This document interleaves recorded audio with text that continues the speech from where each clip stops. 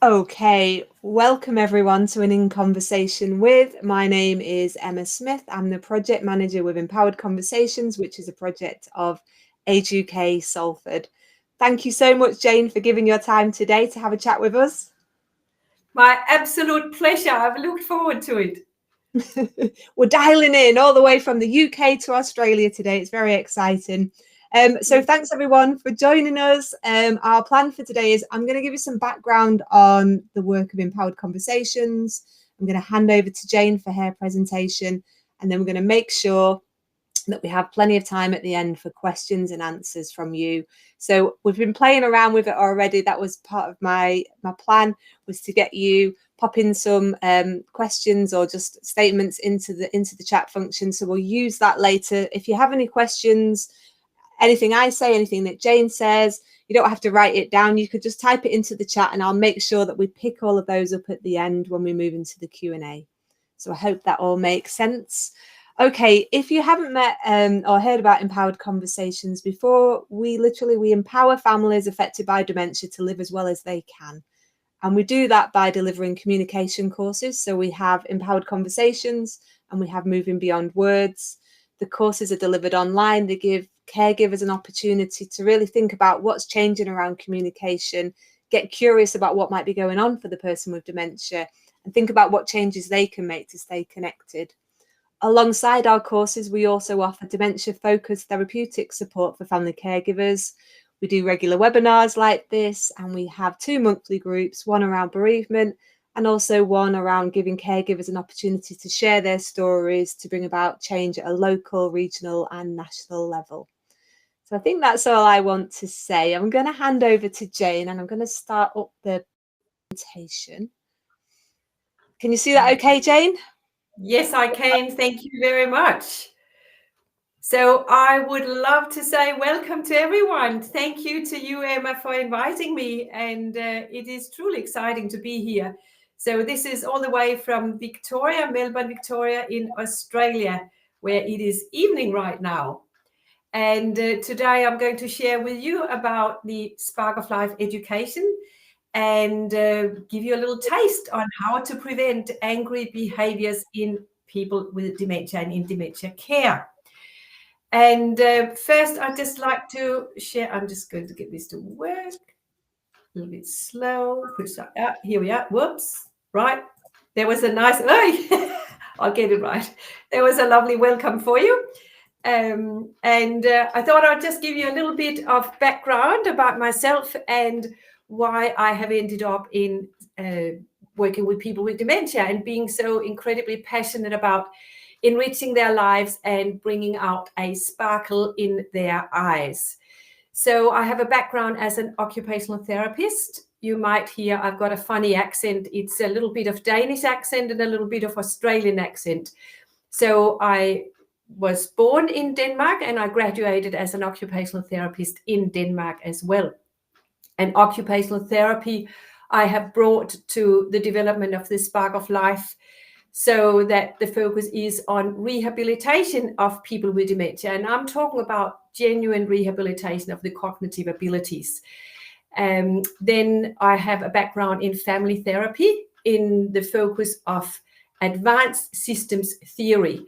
And that really looks at the person who may have behaviors, as we call it, that they are not the problem. We need to look at the family, in inverted commas, around the person who has the behaviors and look at what is it that's not working, what is that's not right in the family that's causing the person to react with these behaviors. So a wonderful focus to have when we are looking at preventing angry, aggressive behaviors in people with dementia.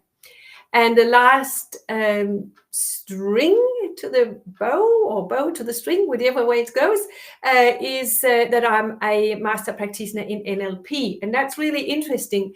NLP stands for neuro-linguistic programming. And neuro means brain, linguistic language, programming.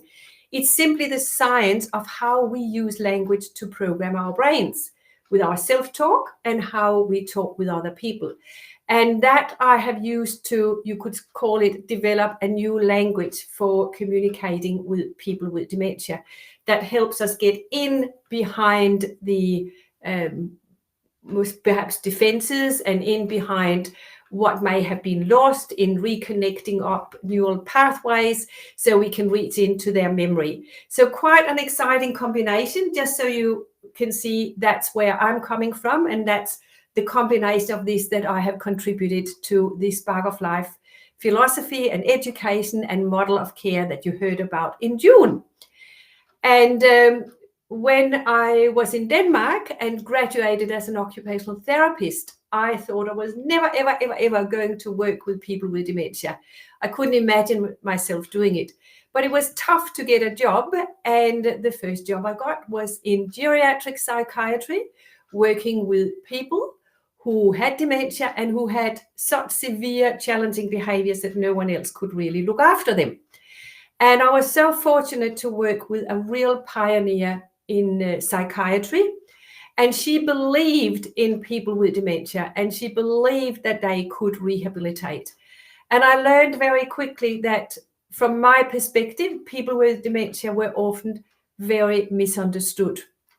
And if we connect with a person with dementia with absolute kindness and empathy and compassion, and take the time to look them in the eyes so they know they're being heard, that kindness and that love is really what will melt away these behaviors.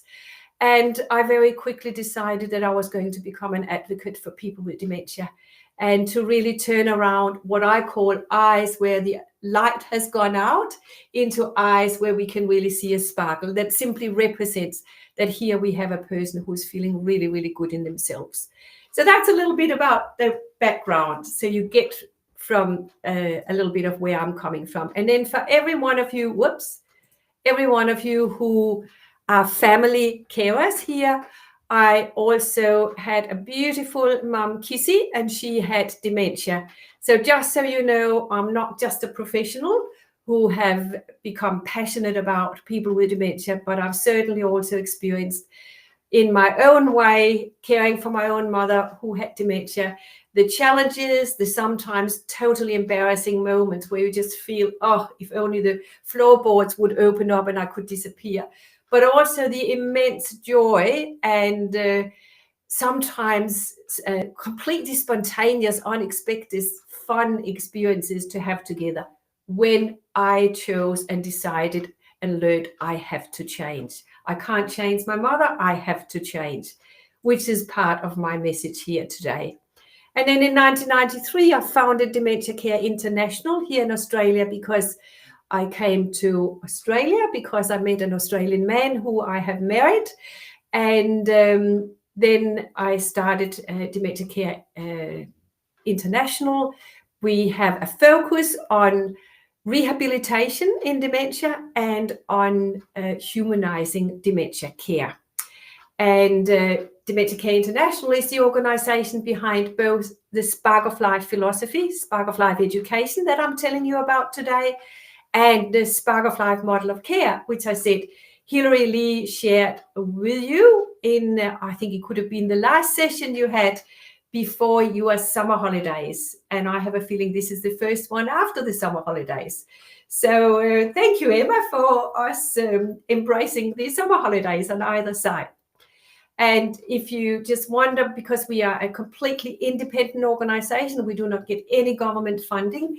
We actually source our funds through our multi-layered education programs. And let's see if we can get this to work. Yes, so a little bit about focus first on the education, so you get that. We have developed our very specialized education, and it is all based in practice. It's not, an academic idea. It is absolutely based in practice, and that means it's been developed together with people with dementia, what works and what doesn't work, and then turned into education. And the education has also been field tested, just out of interest, in our multicultural societies we live in today. It has actually been tested on 5 continents in very, very, very diverse cultures. and in all areas of residential care, community care for all of you, wherever you are working, in palliative care, in hospital care. And we provide education. Now we are finding that it gets harder and harder for staff to be freed to go to education. I think COVID has really, at least here in Australia and New Zealand, really shortened our workforce. So it's very stretched, and we're finding that it's harder and harder. So we're now also providing our education as shorter 2 and 4 modules, 4-hour modules, full day sessions, of course, and the full day sessions can be brought together in 2 and 3 day courses. So just a little bit about that. And whoa, too quick. I'm not good at this clicking. The good thing is, as I have mentioned, that the education is equally applicable in all areas of AIDS, dementia, and disability services, whether you are implementing, working in residential care, whether you're working in community care, palliative, or hospital care. It's all across the spectrum. And we'll try again with one click. Yay, it works. And since COVID, as Emma and I were just talking about, we have developed our education. So it's now possible to provide it live via the internet. And we do provide it in our client's time zone. So if we were to provide education for you in the UK, it would be in your time zone. We would do it during the night. We're getting quite used to that now. And it can be quite fun. So our focus is all, like the real specific focus is on a very, very special connection between the person with dementia and us who support the person to get that absolutely right. And so we are focused on both the psychological and on the emotional aspects of care.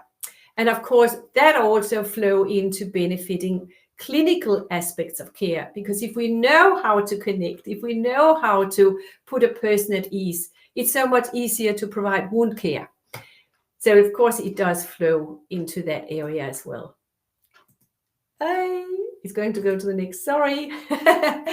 So the real shift that we are focused on is that very shift from being emotionally disengaged, if like we're standing on the distance and we're watching, observing the behavior, and we might become a little bit judgmental about it, to actually stepping into the shoes of that person and becoming emotionally connected and emotionally engaged. Because when we are, we just can't make such judgments that may end up being a bit disrespectful and cause reactions in the person of challenging behaviors. And the beautiful thing about when we are emotionally connected in that way, it's the absolute basis for solving behaviors of concern, which I'll show you in a minute, and also for facilitating rehabilitation and recovery of lost abilities, which is really possible. Okay, now also education for families, and that's what you are sharing too, that you are providing, Emma. We have developed a 4-module program for families, and we call it New Ways to Enrich Your Time Together. And it looks at how to prevent left field angry, aggressive behaviors. We look at how to connect in that profound way, how to communicate. What do you do when the conversations that used to be the ones you had are no longer the one that the person with dementia engages in? How can you still have an amazing time? So I just want to share that, Richard, you are here today. And the reason you are here, this is a real amazing ripple effect and coincidence. Richard, you have a mum who lives in New Zealand, and she happens to be cared for in a home that is a Spark of Life Center of Excellence. And the owner there, she booked the 4 modules for her residents, families, and friends. And your sister joined from the UK during the night for this. and got so excited and has, as far as I understand, because I've been communicating with her, let you know about this today. So, it's even creating such a small world that you are sitting here today joining this, that your sister learned about when she was connecting out to an education given in New Zealand for your mom's friends in New Zealand. So, yeah, I just think this is amazing. Anyway, let's get to how can we prevent challenging behaviors or behaviors of concern or angry, aggressive behaviors, whatever we want to call it, in dementia care. And there are three main areas that I will be covering. And it is to have a compassionate attitude, it's to have a deep understanding, and to have refined skills and strategies. And that really, for me, is the formula for success in whatever topic we are covering. It's the combination of the attitude, the understanding, and the skills. So here is a little taste. First, on the compassionate attitude. Well, first of all, and I learned that the hard way also through my caring for my mom, we are the ones who need to change. If there's one thing you take away with you here from today, we are the ones who need to change, because people with dementia, they just are who they are. And we cannot change them, no matter how much we would love to, no matter how much we try, because each time we try, we press a little button or we nudge them and say, that's not right. And you're out here in public, you can't do that, you can't say that. Oh, they get so angry. And that's when we get these left field outbursts that coming back at us. Also, sometimes it might not even just be anger. It might be that they come back at us with really creative logic responses. So their rational logic might go out the window, but it gets replaced by a creative logic. And my favorite story for creative logic is from New Zealand, where a carer spotted one of their residents coming out from her room. She just got herself dressed, but she was wearing two different slippers. So the carer absolutely laser beams in on the two different slippers and said, you've got two different slippers on. Well, the lady took one look at her and said, if you go into my room, you will find a pair exactly the same. That is one of those fabulous creative logic. Like, we can't beat that. They will always win. So we might as well give in and accept that we are the ones who need to change. So we're the ones who need to shift our perspective from, or we need to shift from looking at the person with dementia from our perspective, from our point of view, through our eyes, like standing there on a distance, observing, watching. That is no good, because that's when we make up all sorts of thoughts and judgments in our own head about what's going on. Instead, we need to shift and step into the shoes of the other person and experience what is the world like from their perspective. If I were in their shoes, what would this be like? What would I be feeling? What would I be experiencing? It's that profound shift that will really help us. And our Spark of Life education is, because we are the ones who have to change, is not focused on changing the person with dementia. It is focusing on all of us in the network, all of us that we call the supportive partners of the person with dementia. So as part of a compassionate attitude, I'd love to introduce you to our Spark of Life philosophy. And the best way to do it is simply just to share it this way, that we know that people with dementia, they can often find themselves being very misunderstood. Sometimes they are scolded for their uncharacteristic behavior. Sometimes they are told off. And the world can begin to feel like harsh and unkind. And it affects the person. It affects the person's self-esteem. It sometimes they even feel that they have lost their identity and they lose hope. And we can see that in their eyes, because it's like the spark is dwindling. Whoops. However, when we shift, we who are supporting the person, when we shift and connect with kindness, with compassion, with empathy, a beautiful, genuine love will beam out through our eyes. Now, that is what a person with dementia hooks onto. It's what they connect with instantly. It's what can shift a whole experience of anger, of anxiety, of frustration, nearly in a nanosecond, when they can experience that genuine love in someone's eyes. It is what they connect with. And it's like it reignites that spark inside them, and it actually gives them the will to live again. So at the core of the Spark of Life philosophy is to connect with kindness, compassion, and that love, and ignite a spark inside the person. So a compassionate attitude, it's number one. It's the best prevention for any angry, aggressive behaviors. And with the education, anyone participating, they learn how, in details, how, even when it's difficult, to connect with kindness and empathy and compassion. And, as I say, facilitate the possibility of rehabilitation. So that was the first part, have a compassionate attitude.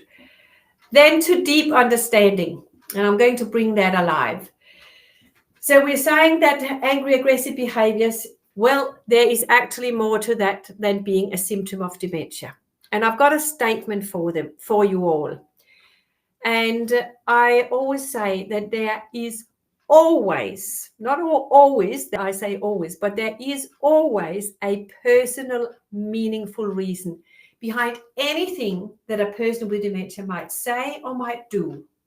No matter how strange, no matter how inappropriate it may seem to us. So there is always a personal, meaningful reason behind anything a person with dementia might say or might do. So what we know is that in their imagination, they may recreate memories of a time, an experience where their unmet needs in this reality were met. So if a person with dementia experience that they have unmet needs now, to create an equilibrium to meet those needs, they may, in their imagination, recreate memories of a time where those needs were met. So I'll bring that alive with a little story about Mona. Mona is 83. She lives in a residential care home and she has dementia. One little point here, in the dining room in this residential care home, they have got carpet. Every evening when Mona is, or when everyone is having their evening meal, Mona doesn't go over to her table, sits down and eats it. No, she goes to her plate, picks up what's on her plate, breaks it into little pieces, and then, if you can see me here, she throws it like that onto the carpet. Now it's driving the staff absolutely crazy. She does it every evening. Everyone else comes stepping it into the carpet. They have to scrape it out of the carpet. No wonder they are frustrated. And they are talking about behavior modifying Mona. But let's stop. I'm going to ask you, what do you think Mona is really, really doing when she's throwing the food like that on the carpet? Now, I can't get you answers, so I will have to answer on behalf of you, but I'm sure some of you get it. She is feeding the chickens, as we would say here in Australia. She's feeding the chooks. She's feeding the chickens. And The next question is, of course, but why is she feeding the chickens on the carpet in the residential home? Well, she is feeding the chickens because, or she is throwing the food because in her imagination, she's going back to when she was 7 years old, and it was her job to feed the chickens before the evening meal. Right. When we have an experience like this, Mona is actually communicating loud and clearly. She is recreating a memory to meet an unmet need. Let me introduce you to the first core emotional need. So at Dementia Care International, we work with 5 core emotional needs. We've done that since the early 1990s. We've identified 5 core emotional needs that's like at the core of other emotional needs. If we can meet those, so many of the other needs are also met. But right now, we'll focus just on the first core emotional needs, which is to feel needed and useful. So Mona, where she is living now in the residential care facility, is not feeling needed and useful in her everyday. So in her imagination, she has the wisdom to recreate a time when she was feeling needed and useful. With that knowledge, what do? Well, we find a way within our constraints to offer her opportunity to feel needed and useful, whatever that can be. It could be like asking her for help with doing the dishes. But let's come back to what is the point of Mona's story, because this is a deep understanding of people with dementia. The point is that there is always a personal, meaningful reason behind anything a person with dementia might say or might do, no matter how strange or inappropriate it seems to us. That's the point. And what can we learn? Well, we can learn that, again, we are the ones who need to shift. We need to shift our perception of people with dementia. So looking at their communication from being meaningless, like frustrating, she's throwing food on the floor, to actually being meaningful. She is communicating to us an unmet need. From seeing her behavior as a problem to understanding it is an unmet need. So that is a deep understanding that's really, really helpful. And when we provide the education, of course, we'll look at all the 4 categories of unmet needs as well as all of the 5 core emotional needs, just so you don't feel we might skip that. And then the last part, because we've got a short taste here for you, refine skills and strategies for setting up success. And I'm going to share with you a really powerful strategy to start your day, your time together in the absolute best possible way that can change an experience for a family member, if you're a family member visiting your person with dementia, or even just communicating maybe via Zoom or Teams, whatever you use. It can help you if you are out in the community needing to try and get in through the front door. I'll give you a little example of that. So anyway, it's about how you introduce yourself, how you start your time together. We are so likely to say, "How are you?" to the person with dementia. But people with dementia take everything literally. So when we say, "How are you?" they start to contemplate, "How am I? Oh, I've got such a headache today, darling. Oh, I've got a sore back." And maybe you've come to invite them on an outing. But once they have said, "I've got a headache, I've got a sore back," it's like they programmed themselves. So they're going to say, "Oh, no, thank you, darling. I couldn't do that today. I've got such a sore back." So let's do something different, something that really works for people with dementia. So this little formula, it will set you up for success. First, we say, "Hello," and make sure your whole face is beaming. It's about that energy. Hello, and the person's name. Because as soon as we say the person's name, they can feel relaxed. You must know me, so I can feel safe now. Straight away, you say, "I am," and your name. And then here's a little bit of a challenge. People with dementia, they are really interested in knowing that you are their friend.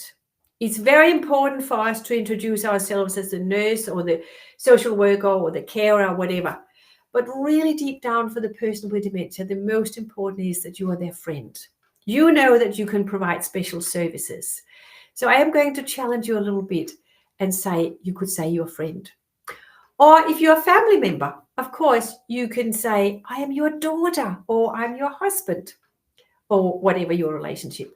And then you finish off with, it is wonderful to see you. Now that's straight away set up for positive.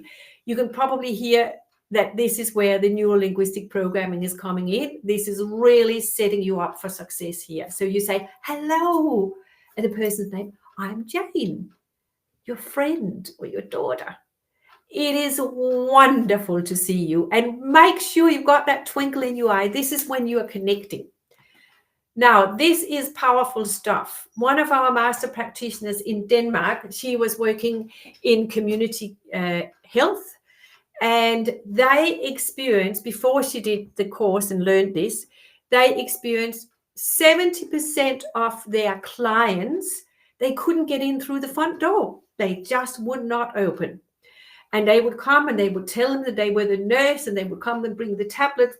They were not opening up. Since introducing this little formula of hello, the person's name, I am your name, I'm your friend, it's wonderful to see you, and adding, I have come to listen to you, well, the door opened. 100% entry success. The master practitioner, she would step in if there was someone where like another person couldn't get in, and she would just use everything that she had learned and it would work. So this is powerful stuff. It's so simple, but really, really powerful. And if you are a family member listening to this, it may or may not be right now, but down the track, you may find that your loved one forgets your name. Doesn't mean they forget who you are. You'll look in their eyes and you'll see the recognition. This is beautiful. Like with my mum, I would say, hello, mum. And then I wouldn't say I'm Jane, because she wouldn't use that. I would say, I'm your little darling, because that's what she would call me. I'm your daughter. It's wonderful to see you. And we were just set. She was safe. She was happy. And we could start our time together in a really good way. So it's a lovely, lovely little technique here, skill for you to have. And that really is the last I wanted to say, and then just share with you that if any of you are interested in Spark of Life education and maybe bringing it to the UK to the benefit of people living with dementia in residential, community, hospital and palliative care, please contact us. We've got the email, we've got the website, and we'd love to hear from you. So, Emma, that was it. Fantastic. Thank you so much, Jane. We've got a really interesting question from Richard. So he's studying neurodiversity and how it impacts on people's behaviours and actions. And he's questioned, as dementia changes people's brains, is it also a type of neurodiversity? Say that again, sorry.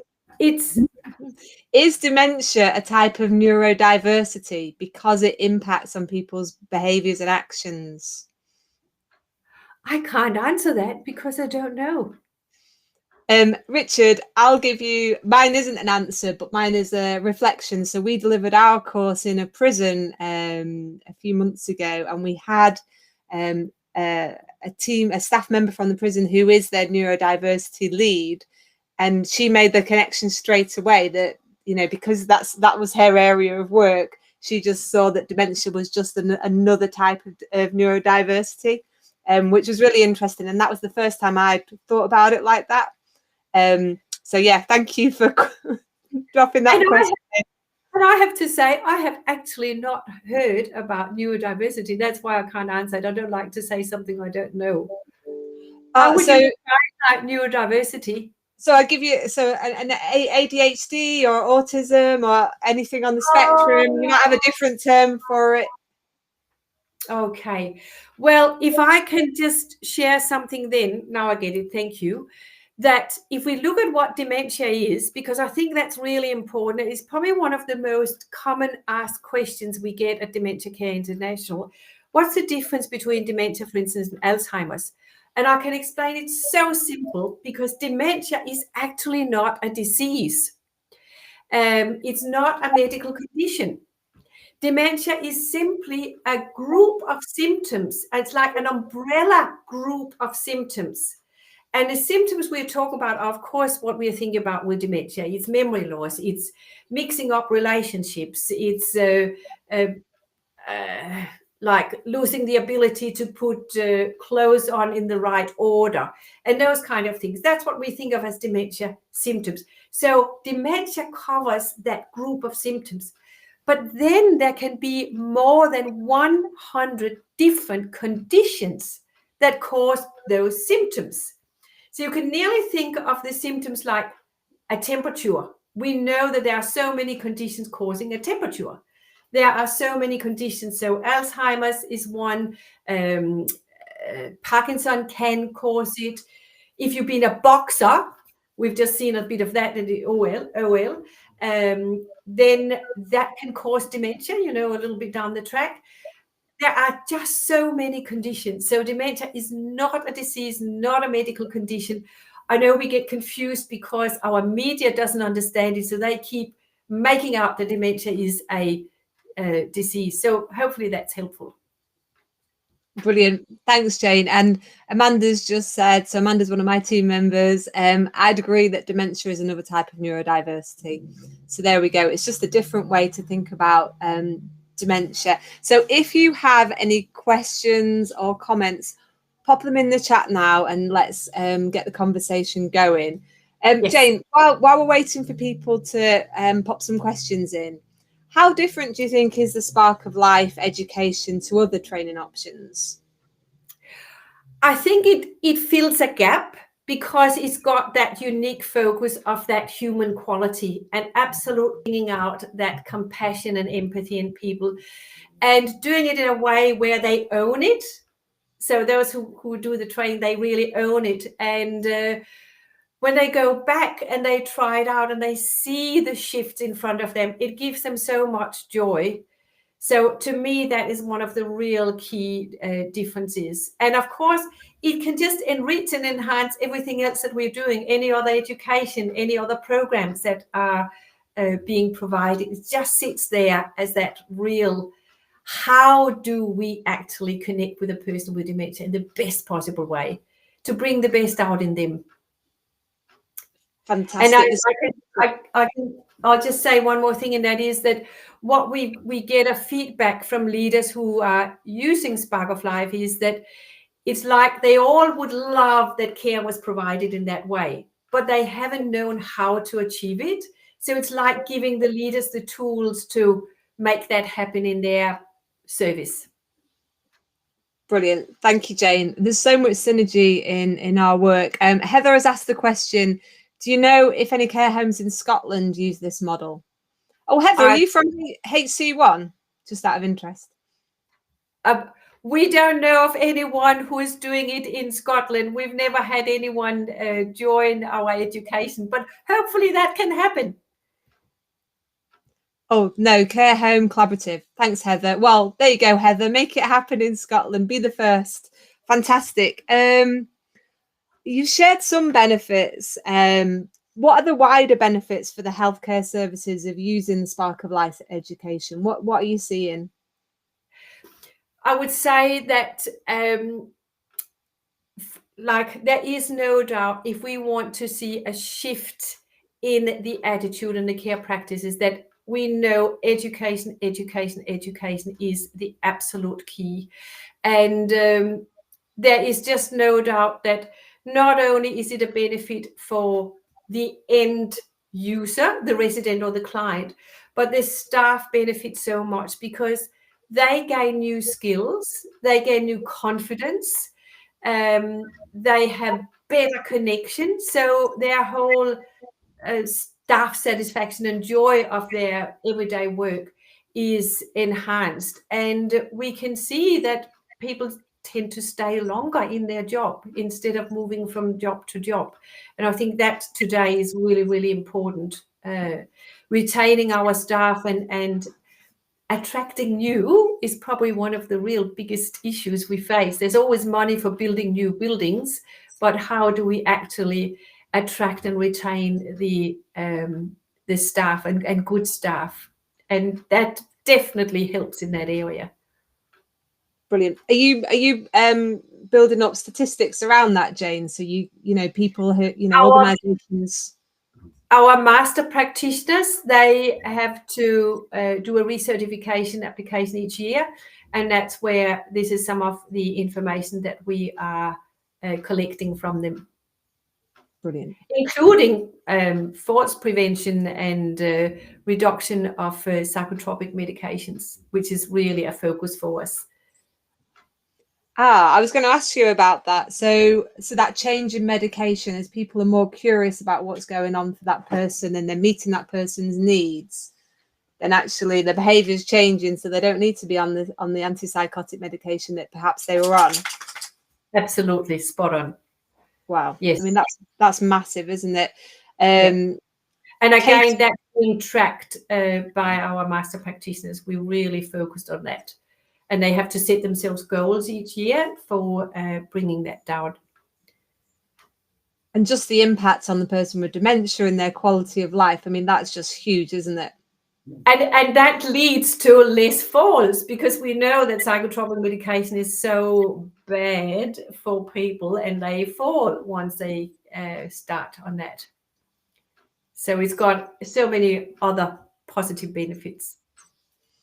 Thanks, Jane. We've got a comment from Amanda. It's great that this impacts on staff retention. Just wondering if reflective practice is in place to help enable them to implement this training and keep momentum while also focusing on self-care for staff. So yeah, so she's asking, you know, is that part of your training, or is that part, are you seeing that within organizations that they have reflective practice so they can keep up this momentum and this learning and this sharing? I hope I understand your question right. I'll give you an answer. If not, please ask another question. So we provide the education as I've shared here, and anyone can have that. But as Hilary shared last time, we also have our whole model of care. And if a service chooses to have their own master practitioner, that master practitioner is there to continuously relook at practices, bring it back, refocus language, refocus, practices, everything. So that person is there in-house to drive that. I don't know if that was answering your question, so just come back if I didn't. Thanks for that. Heather's commented, HC1 have done a piece of work on reducing medication by asking why the person is distressed and interested in reducing falls too. Yeah, Heather, we had Katie Jenks on a few months ago, and the stories that they were sharing, you know, just by taking that curious approach to what was going on, why is somebody acting a certain way, why is somebody doing something in a certain way, and it just had such a massive impact. And also the care homes had the flexibility to try something. So they had this permission to try and permission to fail, you know, so they could try different approaches. But there were also, if it didn't work, it didn't work, which was a brave move for HC1. Jane, Amanda said, thanks, Jane. Can I just add to what you just said there? We like to talk about experiments, because if we it's again this new linguistic programming, if we redefine to experiments, you know, there's no right and wrong with an experiment. Experiment is just an experiment. And it, again, just like you were saying, it frees us up to have a go at something different. That's powerful, isn't it? Really important permission to try. Yeah, it is, Heather. Amanda's come back. Thanks, Jane. That does answer my question. I'd assume the master practitioner would be supervising the practice as part of their role. Absolutely. We have ongoing relationship with our master practitioners, and every 2 months, even ongoing professional development, and in between lots of contact. Brilliant.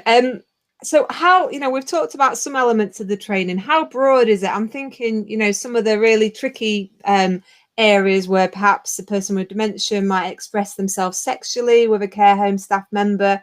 Does the training cover those sort of issues as well, and how we might deal with them? Yeah, we have developed some beautiful and very, very sensitive education in those tricky areas, like when a person with dementia express themselves sexually, because that can be so challenging for other staff members, for the residents, for families, everyone.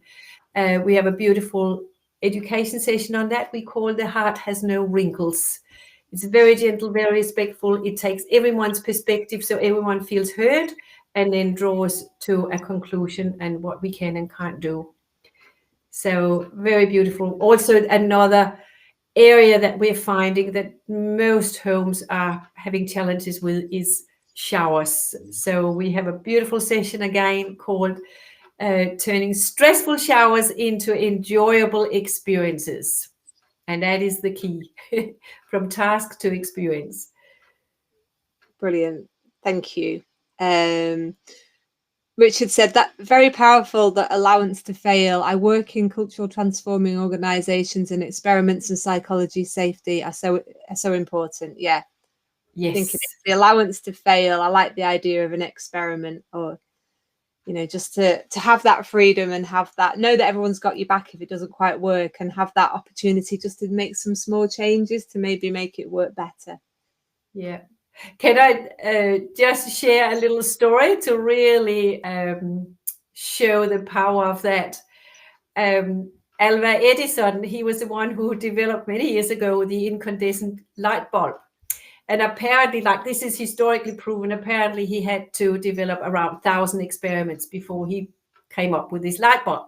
And when he was halfway through, this young journalist came to Edison and said, well, Edison, when are you going to accept that this is a failure?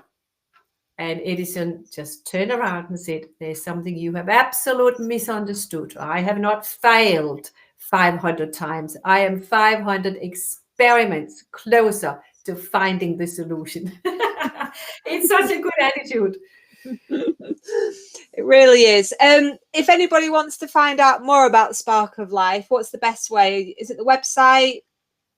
Maybe if we can put the slide up again, that last slide that has that. Yep, there it is. Perfect.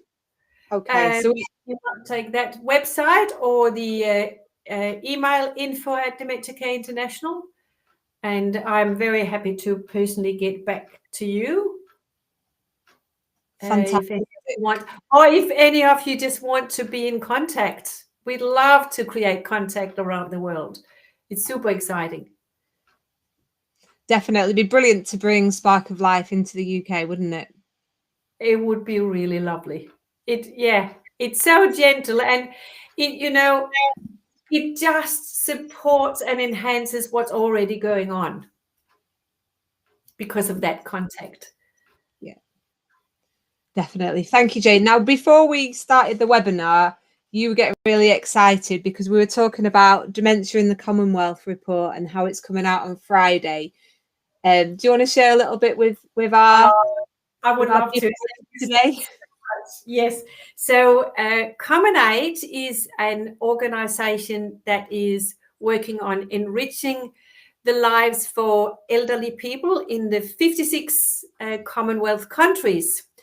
And the emeritus chair, I hope I'm pronouncing right, like Andrew Larpent, he invited Dementia Care International to provide a really quite large report to the bigger picture report that's going to be presented at the CHOCOM meeting in Samoa here in October, and it's being launched here this coming Friday. Now, Andrew Larpent, he has followed the work we have done with many countries in Africa and in India. So some of the Commonwealth countries where they have real challenges. And we have supported them to have master practitioners who can implement the Spark of Life. So we were invited to write a report on the Spark of Life model of care as best practice in the Commonwealth. And we invited our master practitioners, like they are the voice, to write each and every one of them their own report on how they see Spark of Life as best practice. And it's absolutely, it really is the most beautiful reading, what these master practitioners have been able to do in the different countries. And I was telling you, Emma, about one of our master practitioners in Zambia, right up in the northern part, very, very poor area, in the border district. And they have actually opened up the Spark of Life education, the Spark of Life services support, so that people from across the border can also come in, and they are literally saving lives because they're changing people's attitude to dementia. Where he lives, it's actually the belief that if someone has dementia and the witch doctor says they are bewitched, then everyone in that village will put anything that has gone wrong onto that person. So it could be, as I said to you, Emma, the crop has failed, or the cow didn't have a calf, or the children has got HIV. All of that is put onto that one person, and that person might then be stoned to death or locked up to wilt and fade away and die, or just be let out to fend for themselves. So they are literally saving lives. And that's just one example. And in Uganda, we got two master practitioners, one working with people with dementia, the other one bringing Spark of Life into working with children with neurological disorders. They then afterwards, when they have finished, and they wouldn't have had any opportunity to have a job or something meaningful, then they get to volunteer for Richard's work and going out and supporting the people in the village, or in Uganda, in Kampala, with those who need the support. So absolute beautiful flow on effect. So many stories. Yeah, wonderful. Just showing how powerful it is. It's incredibly powerful. And I suppose you haven't really said anything, but that is almost like a charitable side of what you do, is that you do fund people to come onto those master practitioner programs, which is fantastic. And yeah, really excited to look at that report when it comes out on Friday. And I can see why you're so giddy about that. Yeah.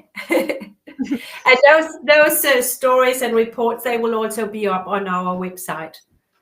Fantastic. That's brilliant. Thank you, Jane. We're coming to the end of our talk, and it has been fantastic, and it feels like we could carry on talking for a good few more hours, but I am aware that it's probably bedtime for you in the next hour or so over there. So thank you so much for your time. Thank you everyone for coming along today, and thank you for your questions and comments. It's been really, really thought-provoking. We have an in conversation next week with Dr. Joe Brooks, who is looking at dementia in prisons. So if you want to join us for that, that's going to be an interesting one. Once again, Jane, thank you so much. And if there's anything we can do to help promote the work of Spark of Life, then we're here for you. And we'd like to continue to have this conversation with you. That's fantastic. Thank you so much, Emma. Thank you, everyone who joined. It's been such a joy. Brilliant. Take care, everybody. Have a lovely day. Bye-bye. Bye.